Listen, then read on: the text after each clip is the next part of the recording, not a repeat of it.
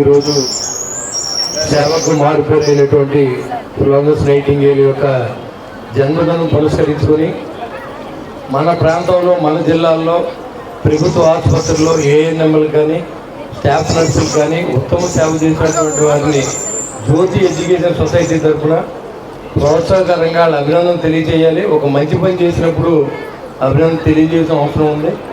మరి వీళ్ళందరూ కూడా మన పోయిన కరోనా సమయంలో ఎంత కష్టపడ్డారో కూడా మనం చూసాం. మరి ఈరోజు ఈ కార్యక్రమం చేపట్టినందుకు మిత్రులు వెంకటేశ్వరరావు గారిని నేను అభినందన తెలియజేస్తూ ఉన్నాను. ఎందుకంటే ఇటు ప్రభుత్వం అయినా లేదా ఒక జ్యోతి ఎడ్యుకేషన్ సొసైటీ అయినా ఎవరో ఒకరు గుర్తించారంటే మరింత ఉత్సాహంగా పనిచేసే విధంగా ఉంటుంది.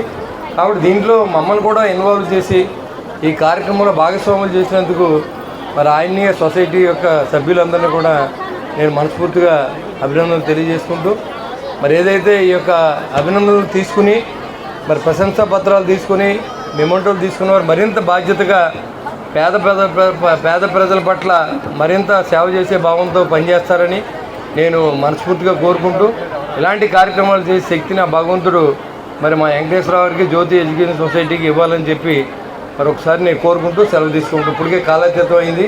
మీరు పాపం చాలా ఆలస్యమైంది. నా ప్రోగ్రామ్ ఇంకో ప్రోగ్రామ్ ఉంది కాబట్టి సెలవు ఇప్పించవలసిందిగా వెంకటేశ్వరరావు గారిని నేను కోరుతూ ఉన్నాను. Thank you very much.